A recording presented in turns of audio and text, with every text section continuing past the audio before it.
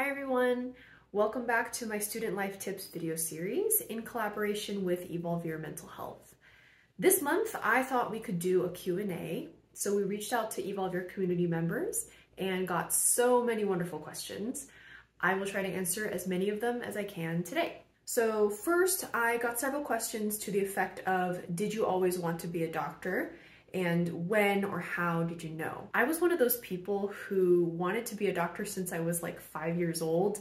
There is a picture of a kindergarten scrapbook that I have where little 5-year-old me, when asked, what do you want to be when you grow up, wrote doctor in her terrible scribbly handwriting. To be honest, I don't really know where the initial desire to be a doctor came from, but I think part of it was the great combination of so many useful skills. For me, clear communication in healthcare is so important, and trying to break things down in a way that is understandable for patients is the most important part of my job, in my opinion. That's part of what I love doing as a doctor, is breaking down so many of these complicated concepts that we learn about in science, medicine, and learning about health and disease, and breaking that down for my patients to help them recover and to help them live healthier and better lives. What is your actual day-to-day as a doctor? Is there any accuracy to Grey's Anatomy? So I don't really watch that many TV shows. I've just never been much of a TV show person. So I've actually never seen Grey's Anatomy. I don't think I've ever seen a full episode.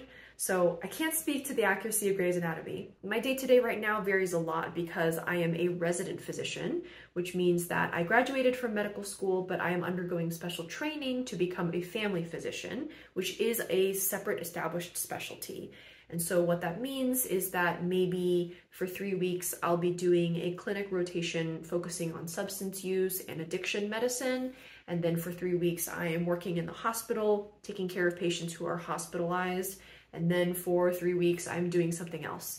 And so right now I'm on a clinic rotation, which means that from 8 a.m. to 6 p.m. or so, I am in clinic working, seeing patients. I got several questions asking me about grades and about academics in general. One question is asking about how did I react to getting bad grades? Because I mentioned in my most recent video that I had a few bad grades in college. Then another person is asking, can you still get into medical school with not ideal grades? I'll try and kind of combine those. I think the first time I got a C in college, I was pretty devastated for some time, and I thought that maybe med school wasn't in the cards for me.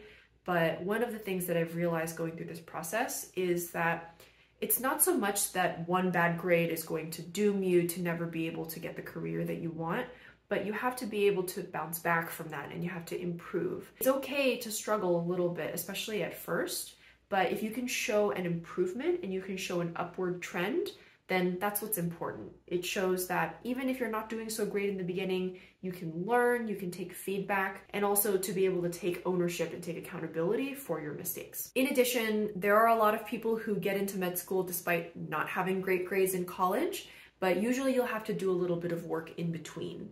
So you may do a post-baccalaureate program to take some of the science courses and prerequisites for medical school. Some people will do a master's degree and show that they can get good grades by doing really well in their master's program, even if they didn't do so well in undergrad.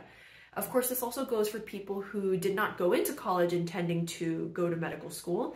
If you didn't major in something that was related, if you didn't take the prerequisite courses because of your college schedule at the time, or you didn't know that you wanted to become a doctor, you can always take those classes later on. So there is always a second chance for people who want to go to medical school and to become a doctor. I know many of my classmates were in their 30s when they started medical school. And so even if you didn't do so well in college, or even if you didn't know that's what you wanted to be, there's always a chance for you to try again.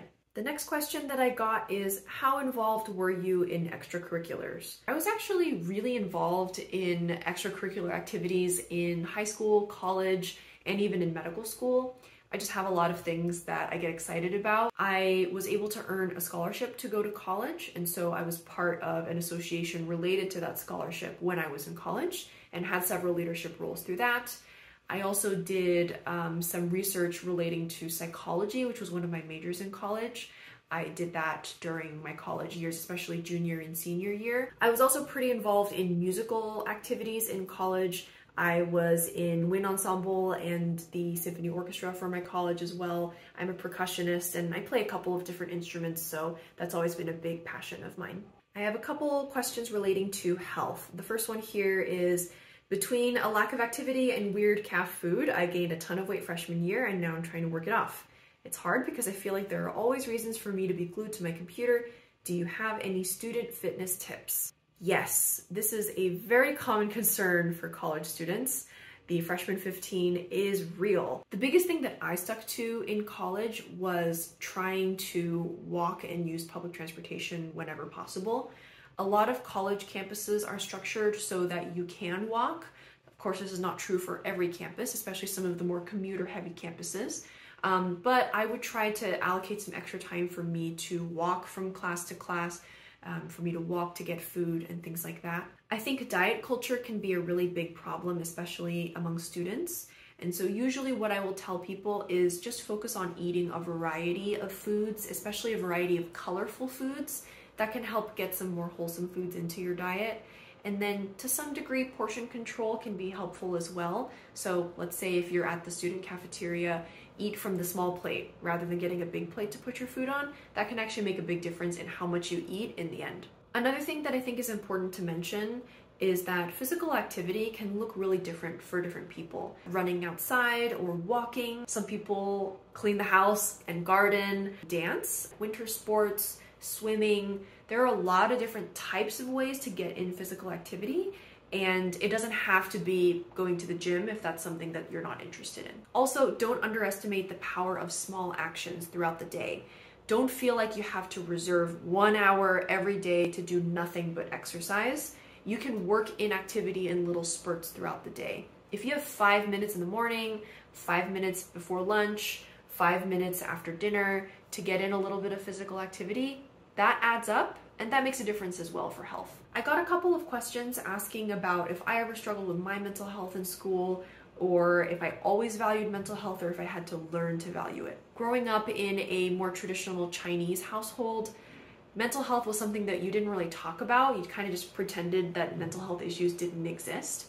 And so I didn't really become aware of what mental health is or how important it is until later on in my education. Thankfully, I didn't struggle with my mental health too much in school, besides the usual stress and anxiety that come with exams or when you fail at something, which happens often. A lot of my friends and classmates and colleagues have struggled with mental health, and I see how much it affects my patients and my loved ones. And that's why talking about mental health is so important to me, because I know that it's something that we can't ignore. I think addressing mental health is part of addressing all of those factors that lead into a life well lived. Next question.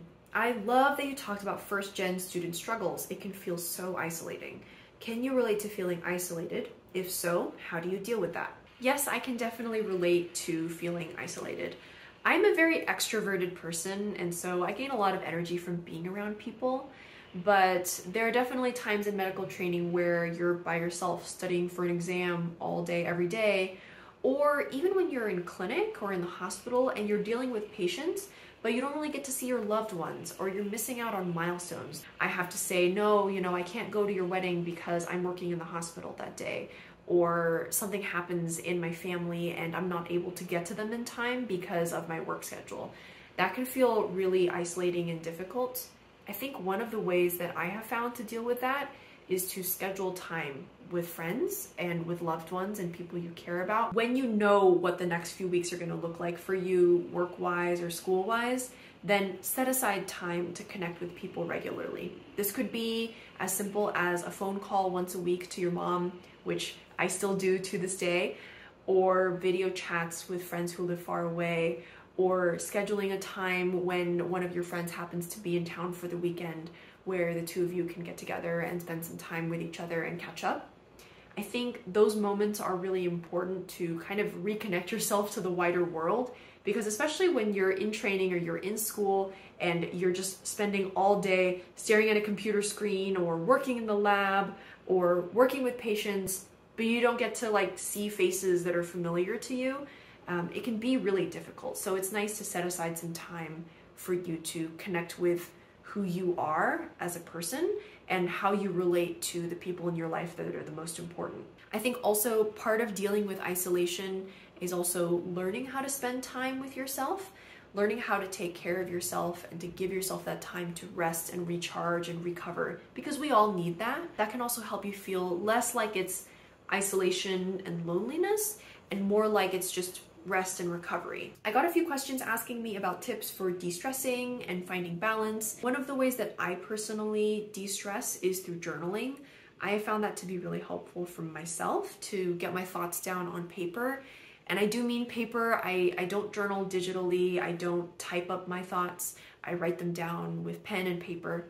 It really helps me slow down some of the racing, rushing thoughts that you can have sometimes if you've got a lot of projects happening or a lot of things that you're thinking about at once. It can be helpful to just put it all down on paper and force yourself to slow down and process. Another way that I try to find balance is that if I have a certain amount of free time, I try to intentionally set aside some of that time to do nothing. Whether it's vegging out on the couch and watching YouTube videos or playing video games or cooking myself a healthy meal, I try to find some time where I'm not thinking about what thing I need to be doing next or trying to always be productive, because you need some of that empty space to help fuel creativity, to help fuel productivity, and to make it feel like you're not just go, go, go all the time. You have some time for yourself. The last question is, how do you stay motivated? For me, having purpose and goals to work toward, even if you never achieve those goals, is usually what keeps me going and what motivates me. If I'm going into clinic, I know that I can make a difference for my patients every day. I can help them get access to something that they wouldn't otherwise have access to. I think also I really enjoy advocacy and social justice work. Even though there are no shortage of difficult issues and injustices in the world to face, I think as long as we come together as a community and put our minds toward working at something, we'll be able to improve the world in that little way, one person at a time, one cause at a time. And that's pretty much it. Hopefully you enjoyed that little Q&A, getting to know a little bit of my thought process and my journey as well. And let me know if you have any other questions. I'd be happy to answer them in the comments as well or in a future video. But yeah, that's it from me for now, and I'll see you in the next video. Bye.